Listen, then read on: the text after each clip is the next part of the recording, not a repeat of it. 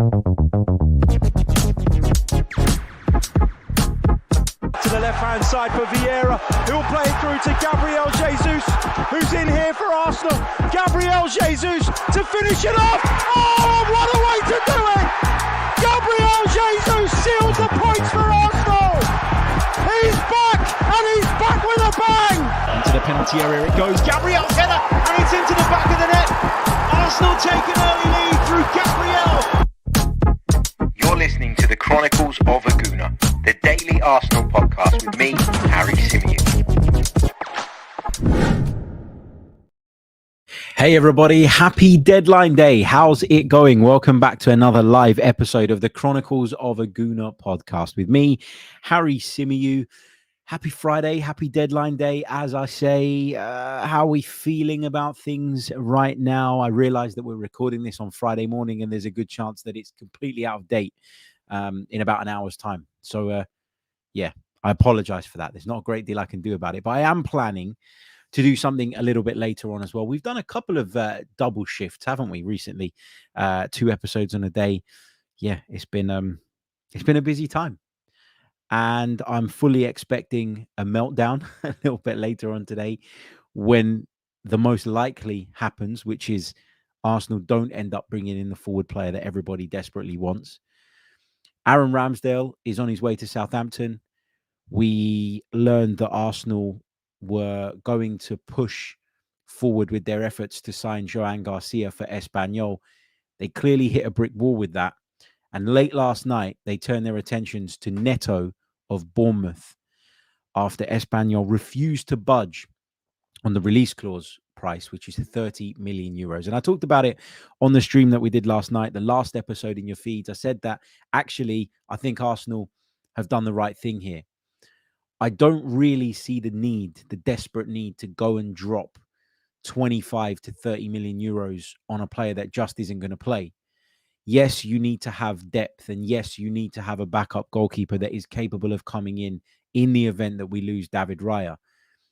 But when it's a player at the stage of his career that Joan Garcia is at, actually what you're doing is you're paying a lot because of the age and the potential, but then you're devaluing them almost by giving them very, very limited game time. So unless Mikel Arteta is going to completely change his mindset around rotation, and he is going to bring in a goalkeeper who he says is going to play every cup game, for example, then that's the only way you can protect the value of an investment like that. So I think we're better off, given that Arteta hasn't shown us anything yet to suggest that he's going to rotate as heavily as may be required to maintain that value on a deal like that.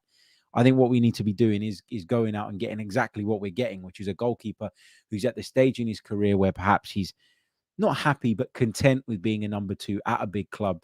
It's probably the last opportunity for a really kind of big move again for Neto. And I think this makes a lot of sense. I talked about it on yesterday's episode. I don't want to repeat the same things, but for those of you that didn't catch it, one of the things that I was quite encouraged by and pleased about is the fact that Neto plays under Andoni Iraola, who as a coach expects quite a lot of the same things as what Mikel Arteta does. And because of that synergy between the two coaches and their styles, I think that Neto comes in and doesn't necessarily find it difficult to adapt his game, basically, is the point that I wanted to make on that. So that's happening. Okay, Neto is at the training ground. He's at London Colney. That's just been reported on Sky.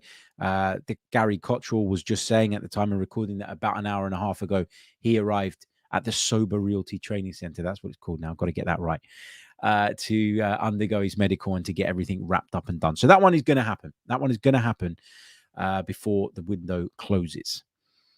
But what about the deals that we don't know are going to happen? What about the potential deals that I think a lot of us are hoping could happen?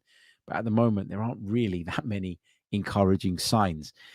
Let's start off with one that was talked about over the last couple of days and has been talked about for a few windows now, and that's Ivan Toney. That is not happening. Ivan Toney, by the looks of it, is on his way to Al Ahly in Saudi Arabia. He's going to get a really high wage, a wage that is going to set him for life. It's going to bring generational wealth to Ivan Toney, which I'm sure he will feel he deserves, given how hard he's worked throughout his career to get to where he's got to. I think he would have preferred to stay in the Premier League, but nobody seemingly wanted to take that risk and punt on him, because I think of a number of reasons. I think there are question marks around how good Ivan Toney is. Like, is he good enough to lead the line for one of the Premier League's big boys? I'm not sure. Obviously, there was the ban that he had to face last season, which set him back quite a bit. And I definitely think damaged his stock. There's no question about that in my mind. And yeah, he's on his way to Al Ahly. And it was a kind of toss-up for Al Ahly between Toney and Osimhen. But from what we understand, Osimhen's wage demands are so crazy that Al Ahly have decided they could only sign one, and they're going to go for Ivan Toney. So you can rule that out. Ivan Toney's not going to be an Arsenal player, despite some people hoping that maybe that would prove to be the case come the end of today. Not happening. Ivan Toney's going elsewhere. The one that's being talked about loads is Raheem Sterling. Now, I've said time and time again that if the conditions are right, I would take Raheem Sterling. I said last night on the Arsenal Vision podcast that if I were Edu, I'd have woken up this morning on deadline day, I'd have contacted Chelsea and I'd have said, we'll take Raheem Sterling, because you desperately need him out. You desperately need to get that 300k a week that he's reportedly on off of your cost sheet, because Chelsea's financial situation means that they're constantly having to put out fires. They're constantly having to put out fires to make sure that they don't breach the financial rules and then suffer the penalties that come with doing that. I'm not saying, let me be clear, I'm not saying, and I've never said, that Arsenal should go and spend significant money on Raheem Sterling. No. You go to Chelsea, and it might not work, it probably won't work, but you try your luck. You go to Chelsea and you say, we'll take Raheem Sterling on loan for the season. Here's a very small fee, but we're only going to cover 50% of his wages. With time running out, with Chelsea having made it abundantly clear that he is not a part of their plans this season, they will get to a stage where they go, you know what, actually, to save half of his salary, which is a big salary, is probably going to help us. And if he's not going to play here, then what's the point in just letting him sit there and cost us an arm and a leg without actually contributing anything? I think there's a world in which Chelsea, at the very, very least, consider that. And if I were Arsenal, I would try that, because if we got the deal done on those terms, those are very, very favorable terms. To spend no money on him in terms of a transfer fee, to only have to foot half of his wages, and to get a player of that caliber, of that experience, who already has such a strong bond and connection with Mikel Arteta, and to be bringing in someone with a point to prove, who will be angry, who will be fired up by the fact that Chelsea have treated him this way, I think could really benefit us. I'm not saying that Raheem Sterling is going to play every week for the Arsenal, but you'd much rather be able to bring Raheem Sterling off the bench, with all due respect, than Reiss Nelson. And I think the situation that Raheem Sterling finds himself in means that he kind of has to swallow his pride a little bit in terms of what his role in the squad might look like. Let's see. Let's see.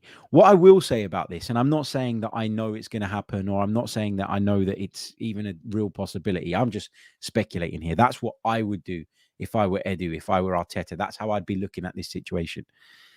But I've had Sky Sports News on this morning, as you tend to do on deadline day. And I cannot believe how much they're talking about Sterling to Arsenal. They've said that Sterling will either stay at Chelsea or join Arsenal.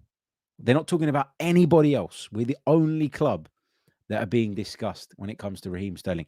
Now, that doesn't mean that that's the only thing that could possibly happen over the course of deadline day. We've all lived enough deadline days before to know that things can change direction very, very quickly. So don't get your hopes up if you're someone that would like to see Raheem Sterling come in.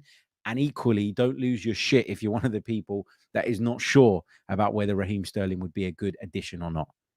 Chill out, relax. Questions in the chat about Kingsley Coman. I've not really seen anything to suggest that that is a goer.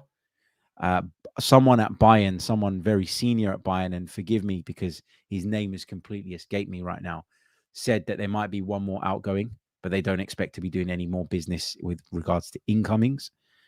So, yeah, maybe there's a potential deal to be done there. I got to be honest, though, and I felt a little bit stupid, actually, on yesterday's pod, because I didn't know that Kingsley Coman, maybe I knew it once upon a time, but it certainly escaped my mind, that Kingsley Coman had been done for domestic abuse in the past. And listen, I just don't think that's the kind of thing that we want to be bringing to our football club. And I know that maybe sounds harsh and maybe unfair, and it probably is a little bit unfair, not in the sense of domestic abuse is okay, but in the sense of I don't know the full story and I couldn't possibly know the full story. But that is a real red flag for me, on top of the fact that he's got a terrible injury record, on top of the fact that he's going to cost a lot of money, on top of the fact that Bayern Munich are far less likely than Chelsea to be able to, or to be willing to make a loan happen that just kind of saves them some money in the short term. I don't know. But anyway, lots of reports on Sterling were swirling around yesterday. And the reason I haven't titled the pod with that is because I don't know that that's happening and I don't want to be misleading. Team News and Ticks reported last night, as is pointed out by Tupop in the chat, that Sterling has agreed to cut his wages to make the move. But then our Chelsea, this is the thing. This is where it gets complicated, right? So if he's agreed to cut his wages, he's not going to agree to cut his wages with Chelsea to make a loan deal happen, because he's obviously pissed off with Chelsea, right? And they owe him a hell of a lot of money, given the contract that he signed not that long ago. If he's going to cut his wages, it's going to have to be off the back of a permanent move to Arsenal. So to say he's cutting his wages means that he's telling Arsenal, guys, I will bring my salary down if you can get me out of this club. But that's going to require Arsenal to buy Raheem Sterling from Chelsea. And if we're talking about buying Raheem Sterling, the amount for me has to be minimal for this to be worth our while. Because I don't see Raheem Sterling as a long-term solution. I don't see Raheem Sterling as somebody that is going to play a pivotal role at Arsenal Football Club for the next 3 or 4 seasons. I see this as a short-term fix. I see this as us adding a bit of depth, some more experience, some more winners mentality, all the rest of that to help us along our journey this season. I do not see Raheem Sterling as someone worth investing big funds into. So that's where I'm a little bit not concerned by that report, but I'm kind of struggling to make sense of it. To say that I'm going to cut my wages would mean that I've got the power, surely, to sign a new contract, or the freedom to go and sign a new contract, which means that Chelsea would sell him to us. So yeah, we'll see. We'll see on that. John Daly says under 10 million only. Yeah, I agree with that. Steve says, I'm so glad I'm emotionally detached from the transfer window. It was never really a big thing for most people until Sky Sports said otherwise. Yeah, it's become a really big thing over the last few years. I think people have started to cotton onto it, though. There was a point maybe 4 or 5 years ago where it was transfer deadline day and I was like, can't wait. This is going to be great. There were times where I worked in banking, and I'm a bit of a geek for admitting this, that I booked the day off for transfer deadline day. I wouldn't do that now if I were in a job outside of football, because it is more often than not the biggest anticlimax. And what they always do is they go and get the big guns to host shows on whatever outlet it is for the last 2 hours, for the last 3 hours. And more often than not, everything that's going to be done has already been done by that point, and actually it just becomes a bit of a damp squib. So completely agree with you. But I think this is a deadline day in which Arsenal just might surprise us. Let's see. MHM says, Harry, we've made around 100 million in sales. We shouldn't pay money for any more Chelsea rejects. It should be properly invested in long-term players. Chelsea can take what's coming to them. The thing is, mate, and this is where I struggle with the whole Chelsea reject narrative. If you're sitting there saying, which most of the world is right now, that Chelsea are running themselves like a batshit crazy football club with no clue, no direction where they're meant to be going, then surely what you're saying is that there are players that have been caught up in the crossfire of that and have become collateral damage that could be worth rescuing. And I give you some examples, right? You go back to David Luiz. I don't think that was a bad deal for Arsenal. I think David Luiz was far better for Arsenal at a time where the club was in a bad state than anybody ever gave him credit for. Then you think about the Willian signing, which we did on a free transfer, but we were very, very fortunate in that relationship between Edu and Willian and the agent meant that Willian, having figured out it wasn't going to work at Arsenal, was open and willing to just ending the contract, to terminating the contract, to a mutual agreement whereby he walked away and we didn't have to pay him all the money that we thought we were going to have to pay him over the coming years. But if you look at the more recent examples, with Jorginho, for example, we paid a very, very, very fair price for Jorginho, and I think he's been a really valuable addition to the squad. If you think about Kai Havertz, I would argue that we've paid a little bit more than I would have liked at the time. But now looking back on it, to bring in Kai Havertz for 65 million, someone who is leading our line incredibly effectively at the moment, who was a big part in our title push last season, and who has that capability of dropping into a slightly deeper midfield role, who just seems to have found a new lease of life. I think that was a good bit of business on our side. And people are looking at these players that they said were washed, that they said could never do it again at the highest level, thriving at our football club. So I wouldn't be so quick nowadays to say that just because someone plays for Chelsea, we shouldn't touch them. If the circumstances are right, like it was with Jorginho, 10 million is what we paid for Jorginho. Perfectly fine. At the time, I said I liked Kai Havertz, and I said I would maybe take a gamble. And I remember on the transfer pod that I did at the start of that window, when I named some names, players that I thought could be worth looking at, I named Kai Havertz before we even knew there was a link to him. I did say that there'd be a ceiling with regards to what I'd pay for him. And Arsenal did end up paying more than what I personally would have signed off for him. But over time, that's proven to be a good decision. So I wouldn't be so quick to sit there and say, no, they play for Chelsea, you can't sign them. No good. Chelsea rejects all of that. Forget it. That is not a thing. We are in a place where we have the right people in position, I believe, to identify more often than not whether or not someone's going to add something to this side. And yes, there have been some misses under this regime, can I call them that? But there have also been a lot of hits. And I think because of the number of hits, we probably should trust them if they think that, I don't know, let's say Raheem Sterling, for example, is someone that can come and bring us something. Jid says, to call a person who's won multiple championships a reject is wild. We haven't achieved half of what Sterling has in the last 10 years, but we want to have the arrogance to think we are too good for him. I agree with that. But I'll always caveat that point. Because listen, I'm up for bringing Raheem Sterling in. I think it adds. I'm up for it. I'm here for it. But the caveat that I'll always add to that is the circumstances, the package, the financial cost. All of that has to be right. If it is, let's do it. If it's not, then it's a completely different story. Let's move on. Christian says, Harry, if we sign Sterling, I think that his acquisition is the consequence of us leaving the attacking signing too late. Where was our plan B?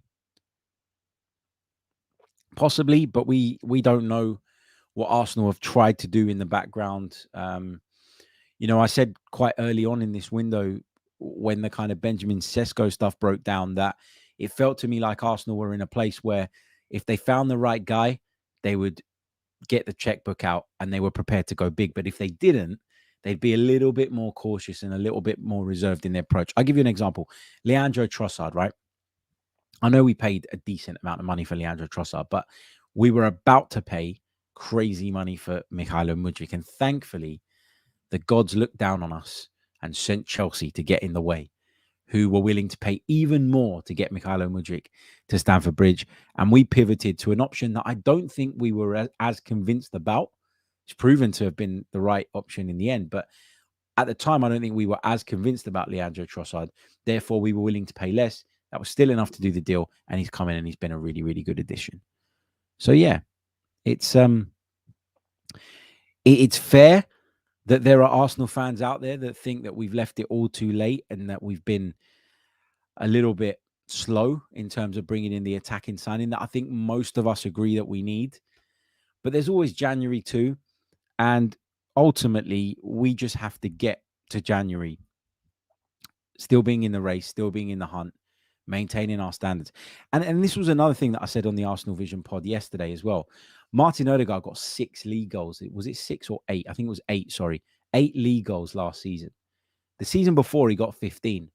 If you can squeeze another 6, 7 goals out of Martin Odegaard and get him back to the level that he showed in the 22-23 campaign, then does that not bridge the gap in terms of goals if it's output that you're seeking here? You think about Martinelli, he got 6 last season. He got 15 the year before. As another player that you could potentially get more out of. What I'm saying here, guys, is that I understand why people look at the attack and think it's a bit light, but the concern should be about the number of bodies and not the outputs that we have from our players. Because I think there are players whose output levels did drop last season that we can certainly work to build on again. And that will help us. We've got goals coming from all around this team, which is a really great thing.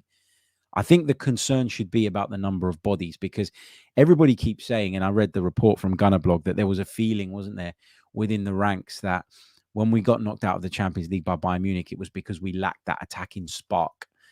We lacked that extra X factor in attack. And I don't think that was the case. I think we had the right personnel. I just think we were bloody tired. And that speaks to the point about rotation that we keep making, that Arsenal probably do need to get better at doing that. Mikel Arteta probably needs to get better at doing that. And as his squad grows and improves in terms of his quality, then I'm sure you'll see him do it more often. But that's where I'm at right now.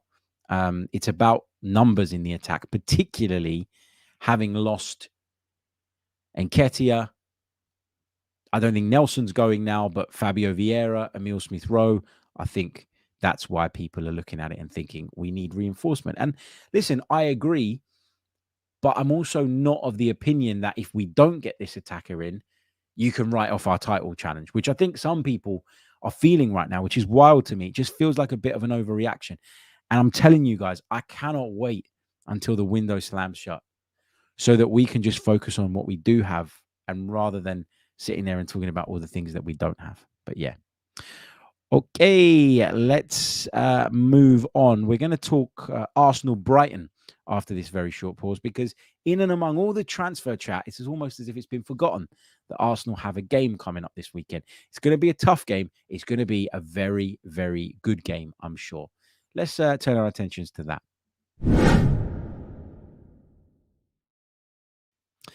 Okay, Arsenal, of course, take on Brighton and Hove Albion this weekend, and we're going to preview that game in detail in just a moment. But before I do that, just a quick reminder, if you haven't done so already, guys, please do leave a like on the video. It really, really, really does help. Subscribe to the channel as well. If you're new, that also helps. What happened to muting the website? That's terrible on my part. But look, I can see there's over 700 of you with us live right now. But we need some likes on the board. So let's deal with that. Let's get up to 500 likes. Should be easily achieved given how many of you are with us. Make sure you subscribe to the channel. And if you'd like to go one further and support the Chronicles of a Gooner podcast, then head over to our Patreon page where you can sign up. You can check out our recent content by signing up as a free member for now. And you're going to get one more piece that's dropping tomorrow, which will be a kind of match day reaction piece to the Brighton game from Emirates Stadium. So you get access to that. Take a look, decide on whether you like it or not. If you do and you feel like the podcast is worth supporting, and as I keep saying, your support allows me to spend more time and effort on this show than ever, then you can sign up, because after the end of the month, we will be flipping all that content back to those that are on the paid membership. But no obligation or anything like that, but I would really appreciate the support. If you can check it out, let me know what you think. Okay, let's do Arsenal versus Brighton then. Let's have a look at the head-to-head between the two clubs. It's mad, right? Brighton haven't been in the Premier League for that many years overall when you think about it. There have only been 14 meetings between these two sides in the history of the competition. Arsenal have won 6, Brighton have won 5, and there have been 3 draws.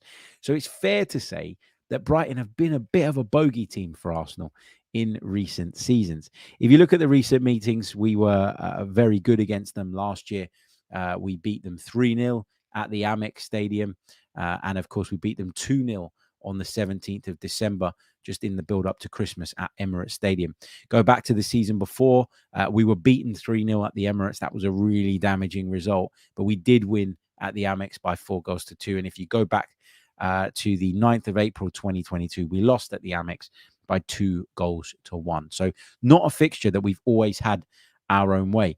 In terms of the form guide, I'm not going to look at this really because we're talking about going back into last season, which I don't think really works, particularly in Brighton's case when you're talking about a new manager and all the rest of it.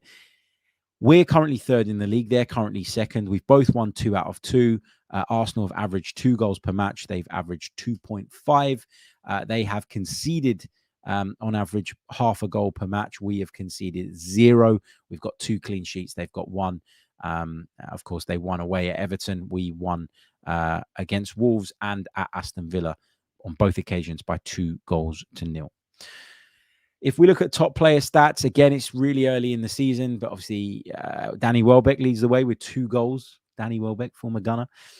Simon Adingra and Kai Havertz coming in joint second with a goal apiece, as would anyone else who's got a goal. This is, as I say, this doesn't really mean a great deal at this stage. Bukayo Saka leads the way when it comes to assists. But basically, I think there's a couple of talking points here going into this game. First of all, I think this is going to be an incredibly entertaining game. And I'm not really sure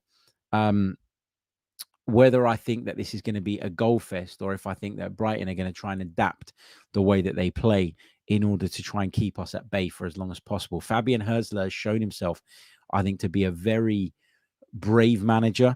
I think you only have to look back at the game against Manchester United last weekend where Erik ten Hag's bringing on centre-halves and Fabian Hürzeler's throwing on every attacker that he's got at his disposal to try and win it. And he got his reward in the end. They got the victory, and fair play to them, credit to them. But he's been talking about Arsenal in the build-up to this game, and he's been incredibly respectful of where Arsenal are at. Does that mean that we're going to see him adopt a slightly more pragmatic and conservative approach? Does he even have that in him? I don't know, because I'm still learning about Fabian Hürzeler. But I guess the talking points for me going into this game are with regards to the team selection. It's obvious that Leandro Trossard deserves to come in my view. I think he always feels like he's got a point to prove against them as well, given the way his time at Brighton ended. Maybe that ill feeling or that kind of edge has maybe faded a little bit with Roberto De Zerbi having left now, because he was the coach, obviously, that he sort of fell out with. So maybe, that isn't as big a deal as it was maybe a season ago. But I think that Leandro Trossard just keeps impacting games. And Gabriel Martinelli, in my opinion, isn't playing that well. The only other thing I was thinking about going into this game, and we're going to talk about the role that Mikel Merino might play in just a minute, was with regards to the left-back position.